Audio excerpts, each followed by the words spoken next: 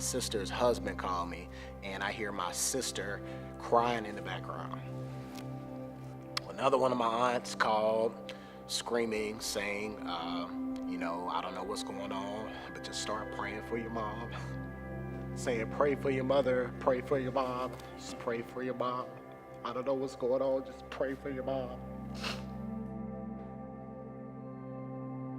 House that I grew up in, I was the only boy. My parents together had 5 kids. I was my mom's only son. So the house that I grew up in, it was 7 of us. So being the only boy, were you a mama's boy? 100% mama's boy. Okay. Totally, massively in love with my mom. My mom was a preacher's kid, okay. And my dad didn't even know who his dad was. The streets did a lot of raising my dad. I hate to say it, we didn't have a good relationship growing up at all. I loved my father a whole lot, but I did not get what I needed from him growing up. Okay, let's talk about mom's relationship now. So relationship with mom was amazing. She was beautiful, amazing. My mom was the nurturer. My mom would melt you with the hug. The most unselfish person that I knew. Her kids were her whole life. Your mother, of course, you're a mother's boy, and she saw that you were being kind of mistreated by your father, so that caused some friction. Kind of expound on that. What did that do to maybe their relationship in your eyes that you saw? To be honest, I did not witness a good marriage growing up. A whole lot of arguing ultimately led to them separating and leading on the path to divorce. I remember on August 1st, getting a phone call from one of my aunts, which said to go pick up, one of my little sisters from the house, who was 14 at the time. Didn't make a lot of sense because it was the summertime. It didn't make sense, but she said, your dad said go pick up your sister. So then I'm calling my dad. He's not answering the phone. Call my mom's cell phone, work phone. She's not answering, so had the very uneasy feeling. I said, okay, this is really weird. What's going on? Then after that, I talked to my sister's husband call me, and I hear my sister crying in the background.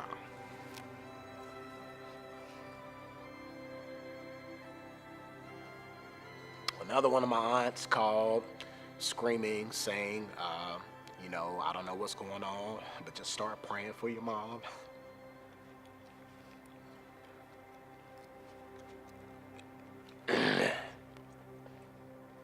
So then I drive to the house. My parents' house is a crime scene with crime tape and police everywhere. And I get out the car, and the detective, I'm just that time saying, what's going on? They're like, who are you? I said, this is my mom's house. What's going on? Where's my mom? What happened? And I'm seeing family members all crying everywhere. And he says, your mom's been shot. He said, do you know who did this? And I said, my father did this. Then I said, why don't I see ambulance here? Why is nobody helping her? And they said, she's already gone.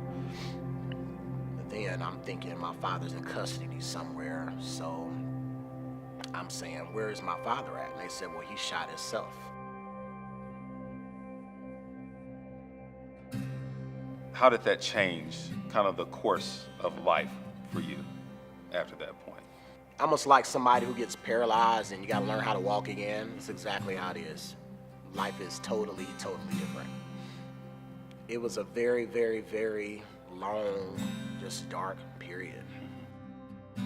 I witnessed the life that my mom lived. I witnessed her be so unselfish and loving, and it really bothered me. Somebody that lived this godly life would die like this, and that bothered me more than anything.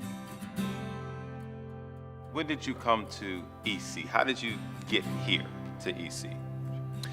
I found out about EC years ago through a friend that I worked with.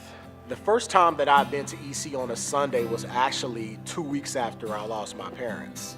I remember Bishop looking at me. I was sitting in the back, and he says, somebody needs this worship a little bit more today. Y'all do another song. And he looked right at me, and he winked at me.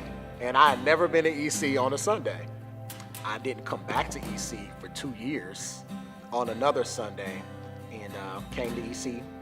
And I remember just sitting there listening, and I said, man, everything you said was for me. It only took me 2 Sundays.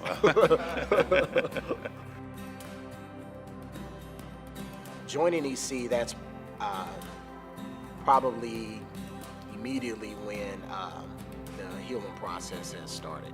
That's with coming to EC. Honestly, getting a lot of it out through worship. People come up to me at EC all the time and say, oh, Michael, you go in, you worship. For me, that's my lifeline. The best way for me to explain how I forgave my father, the Lord brought to my mind everything that I did to him. Every time I went this way and he told me to go that way, and how he forgave me for all the things that I've done when I knew better. He made it very simple. I have to forgive him. My father did not have a model of a father. My father never knew who his father was. Ultimately, my father was not a bad man at all. My father was broken, and he was breaking me. I definitely knew God back then when this happened, and this has been 10 years. Knew God, strong relationship with God. Now there's maturity there. I know God for real now.